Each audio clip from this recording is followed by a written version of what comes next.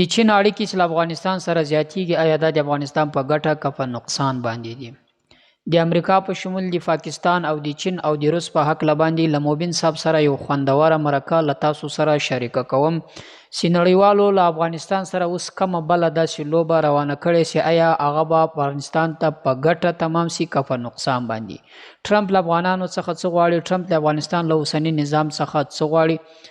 دا مرکه زه له تاسو سره شریکه کوم، پر دا سکرین باندې تاسو یې وګورئ.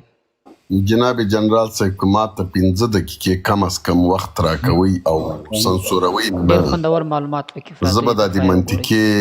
او د امریکا سیاست په 15 دقیقو کې درته تشریح کوم، صرف واورئ. که بیا څوک پوښتنه لري پوښتنه دې وکړي او که یې منئ یو زړه راکوي، او که نه یې د کمو دقیقو کې کار هم نه کېږي او هر څوک به غږېږي هم نه چې وضعیت سره کم ته روان ده او روسیه به هم کې یادېږي، که اوکراین به هم کې یادېږي، افغانستان باندې به فوکس کېږي او امریکا خو طبعا کې سته. نو که د زړه او د چا زړه کېږي چې ورته شروع وکړو. بالکل شروع وکړه. مهرباني وکړه دور فیضان صاحب. غږ خو مې صحیح ده که نه؟ بیخي چارو پر غږ د لکه د بي جاودو مهرباني. ښه ګورئ، ټوکې به هم کوو، ساعت به هم تېروو، موږ او تاسو مست خلک یو، که مست نه وی اوس به مو زړونه پلک چاودو. زه به دا د دنیا سیاست چې افغانستان څنګه ورکې دخیل ده په دغې باندې یو مکس درته وکړم. ما کې مه رالویږئ که د طالبانو خلاف خبر مې کوله که طرفدارۍ خبره مې کوله، زه خپله خبر نه کوم، زه تحلیل کوم. تحلیل دې ته وایي چې یو سړی تا ته تحلیل کوي چې دغه شی کېدونکی ده، دا که کېږي که نه کېږي بیا ته دلیل ووایه چې نه کېږي. ښه، اول امریکا 100% باید افغانستان سره بیرته خپل اړیکې سم کړي،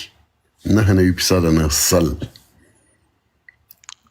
دا دوه برخې لري، په جنګ ورځي که په سولې ورځي. دا اوس دلته پرېږدم دا خبر. اول دا درته ثابتوم چې ولې امریکا مجبوره ده، له مستۍ نه ځي، له مجبورۍ نه ځي. زه دلته په امریکا کې ناست یم. امریکا ولې مجبوره ده چې افغانستان سره بیرته خپل رابطه جوړه کړي؟ جمهوریت دې مو اوري، طالب دې مو اوري. له دغې موقع نه که جمهوریت استفاده وکړي، که طالب وکړي، هم افغانستان ته خیر ده، هم به خپلې ډلې ته خیر پیدا پېښ کړی. ښه، د بریکس په نامه باندې خو تاسو ټول پوهېږئ چې یو موضوع 2009 کال کې شروع کړله روسیې، چې 15 هېوادونو نومونه یې زه درته اخلم او نور موضوع ډېره تیزه روانه ده. دا موضوع ډېره پخوا موجوده وه چې ما په دې په ټویټر کې ډېر بحث کړی چې د دې اکثره مادي او مالي موضوع ده چې دوی اکثره په IMF باندې ډېر زیات انتقادونه د انټرنیشنل مانیټرینګ فنډ باندې، چې هغې ته بیا وروسته ورځم. خو زه صرف دا درته وایم چې ولې امریکا باید لاړه شي. په دغې منطقې کې 3 قوي هېوادونه دي چې هند، په دغې منطقې کې 3 قوي هېوادونه دي چې هند، په دغې منطقې کې 3 قوي لایک سره خراب شو بیرته سمیږي.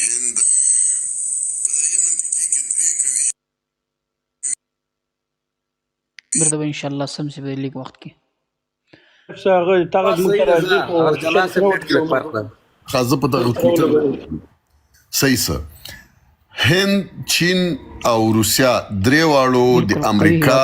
د ځینو انسټیټیوشنو لپاره لاس یو کړ، چې هغې کې یو مثال زه IMF در کوم.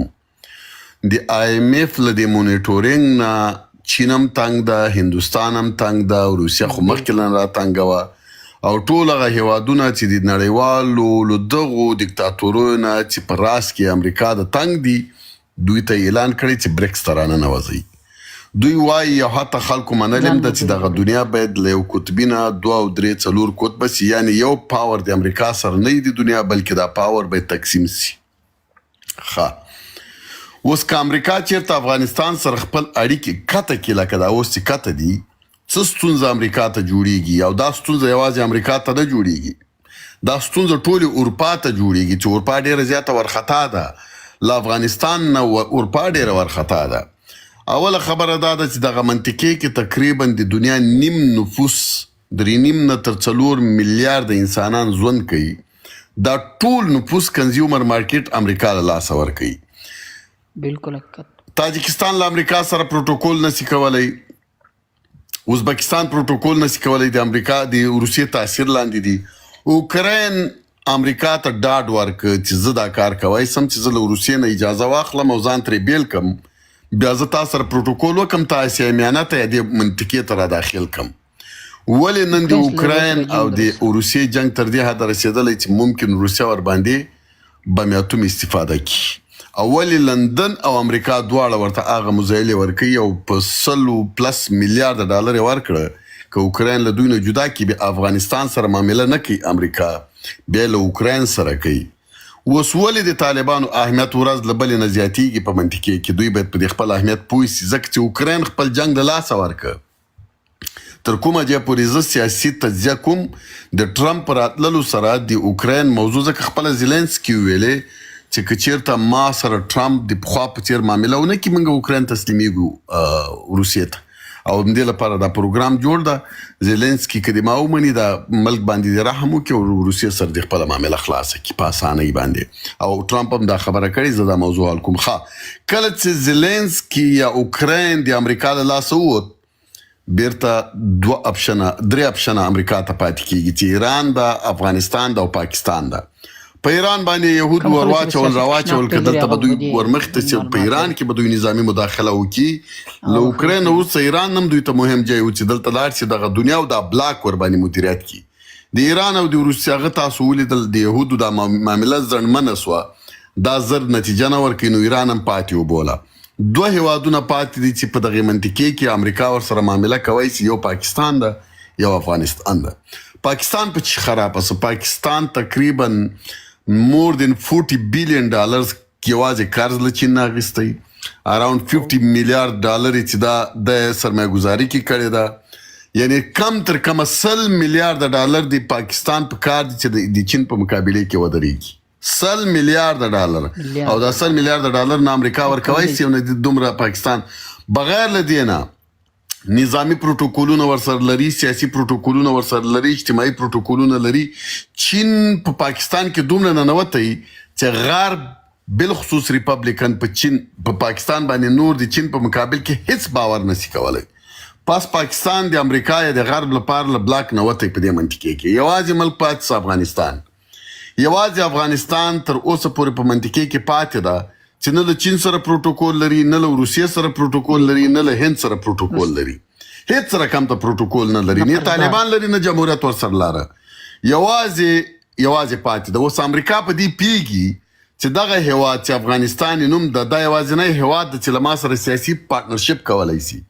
دې ته موږ پولیټیکل پارټنرشپ وایو، دې ته به نه وایي جاسوسي، نه به ورته وایي غلامي، دې ته وایي پولیټیکل پارټنرشپ. د موږ هغه ملګري چې د طالبانو مخالف دي، دوی کوشش کوي چې امریکا پرې نږدي چې له پاکستان له افغانستان سره یا له طالبانو سره پارټنرشپ وکړي. دلته په طالبانو کې ممکن ځینې کسان موجود وي چې د امریکا پارټنرشپ مخالفت کوي، او موږ په جمهوریت کې خو ډېر خلک دا شی شته. که چېرته امریکا ښه غوږ ونیسئ، خلکو ټولو 2000 کسانو غوږ ونیسئ، که امریکا له افغانستان سره پارټنرشپ ونه کړي،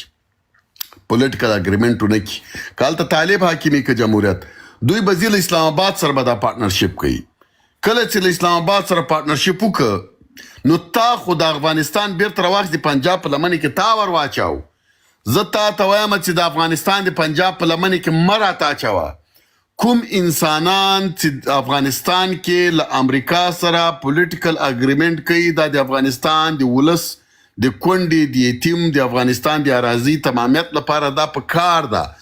زه باید ایران او پاکستان له معادلې نه وباسم. اوس کار په دې روان ده، امریکا هم دې ته آماده ده، کار هم په دې روان ده چې افغانستان مستقیما له امریکا سره خپل سیاسي تعاملات وکړي. دې ته سیاسي تعاملات وایو، دې ته پولیټیکل اګریمنټ وایو، دې ته لابي وایو. دې ته موږ دا نه وایو چې د افغانستان د امریکا غلام کیږي، سپای کیږي، او امریکا دا رقم ته اګریمنټونه لزګونو هیوادونو سره کړي دي. اوکې، خبره تر دې ځای پورې ده چې وروره امریکا ته بې له افغانستان نه بل یو ځای نه ده پاتې. که یوه سترګه به زاړي، په بل به خاندي، که د میاشتې او که د کال. امریکا نه د کال $50 میلیارد مصرف کیږي، دا $50 میلیارد به مصرفوي، مګر هم افغانستان سره پارټنرشپ کوي. که چېرته طالبان ووایي چې موږ له امریکا سره پارټنرشپ نه کوو جناب جنرال صاحب مبین دا د ما خبره واوره او ووایي چې موږ له امریکا سره سیاسي او ډیپلوماتیک پارټنرشپ نه کوو امریکا دومره اسی پذیری په د امریکا کې لري د افغانستان سره د معاملې لپاره چې دا خلک وایي بیا جنګ ته نه ځي دا کوي بیا جنګ ته هم ځي جنګ هم کوي او کیدای سي افغانستان د روس او د امریکا د جنګ اډه وګرځي ځکه که دا ورته امریکا په نظامی لحاظ باندې افغانستان ته راځي وروس کېدای شي کلاره کېنني نو که جنګ کیږي قطر به سپورټ ورکوي او جنګ به افغانستان به د روسیې او دا ورته به فزیکي مخکې د سوړ جنګ میدان و افغانستان دا ورته دا امکان لري چې روسیا او امریکا سره خونپوره دي که چېرته طالبان او امریکا دې ته مجبوره کړه چې نظامي راسي نو افغانستان به نظامي جنګ سي د امریکا د غرب او د شرق دا زه درته په پښه په ثبوت او په هغه سره دا خبره کوم نو څه معنی د ما به هیله له اوسني نظام نه چې دوی د امریکا سره خپله معامله خلاصه کړي جناب جنرال صاحب دا د دوی سالم حق ده دا د ټولې دنیا حق ده آلمان دا کار کړی ده جاپان دا کار کړی ده چین دا کار کړی ده سعودي عربستان دا کار کړی ده قطر دا کار کړی ده دوحه کویت دا کار کړی دوبۍ دا کار کړی خو څه به مو سر خوږم تر فلیپین او تر بینکاک ټولو هیوادونو دغه کار کړی کوم چې زه تاسو ته ریکمنډیشن در کوم چې تاسو باید یعنی له امریکا سره باید معامله وکړي په دغه معاملې باندې به تاسو نه څوک خفه سي پاکستان درنه خفه کیږي خفګان ته آماده اوسئ ایران درنه خفه کیږي خفګان ته آماده اوسئ چین او روسیا به درنه خفه سي خفګان ته آماده اوسئ او له هغې نه علاوه هغه جواسیس چې د افغانستان مخالف دي د شخصي ګټو لپاره هغه که زه یم که بل څوک ده او یا له بیاکلۍ نه یا له دې نه چې دوی په پیرول باندې دي دوی به د دې قرارداد د دې موضوع خلاف چې افغانستان د امریکا سره تعامل نه کوي هیڅ رقم ته ضرر امریکا ماته په سیاسي تعامل کې نشي را رسولی د امریکا سیاسي تعامل له افغانانو سره ضرر چاته رسیږي زه په دې باندې ډېر خبرې لرم خو لاندې کوم د افغانستان او د امریکا سیاسي پارټنرشپ ضرر پنجاب ته رسیږي ماته څه ضرر ایران ته رسیږي ماته څه ضرر رسیږي روس او چین ته به رسیږي ماته څه هېڅوک د ما د ضرر لپاره خپلې ګټې نه قرباني کوي زه هم دې لپاره نه یم آماده چې زه خپلې ګټې د پاکستان او د ایران لپاره قرباني کړم اوس به یو څوک وایي چې کوم رقم ته پارټنرشپ امریکا غواړي نه امریکا ته د دې اجازه ورکوو چې موږ په دین کې کار ولري نه یې دې اجازه ورکوو چې موږ په فرهنګ کې کار ولري نه یې دې اجازه ورکوو چې موږ په پښتو کې کار ولري نه یې دې اجازه ورکوو چې موږ په رواجونو کې کار ولري یو شي کې کار نه لري دې ته دی نه راځي دی غواړي چې دغه بلاک چې جوړیږي که دلته دوی د افغانستان سره پارټنرشپ ولري نو دغه بلاک کې به یو خنډ موجود وي او دغه بلاک به لکه د زنجیر کړۍ نه پوره کیږي که امریکا دلته پښه کې نږدي د زنجیر کړۍ پوره ده ما ته په دې ټول ریجن کې بغیر له افغانستان یو هیواد وښیي چې هغه د شرق بلاک سره نه وي ولاړ یو 9 ولایتونه د سنټرل ایشیا دي چې مکمل ورسره ولاړ دي د روسیې سره چین د ختیځ اسیا هیواد ده مکمل ورسره ولاړ ده هندوستان د جنوبي اسیا ملک ده مکمل ورسره ولاړ ده پاکستان د تقریبا 55% ورسره ولاړ ده نور خو د روسیا خاصه نه مدعي ده دې خواته که لږ نوره خواته راسئ ترکیه ورته بوڅه ناسته ده او ترکیه د دې په خاطر هم سیاسي امیانه ورسره ودرېږي ترکیه دوی ټول یو نسل د سره درېږي په افریقا کې خلکو اعلان کړی چې موږ ورسره درېږو له شرق سره برازیل د بریکس پاول نوم د بي چې ده برازیل ده مکسیکو گرین لایټ ښودلی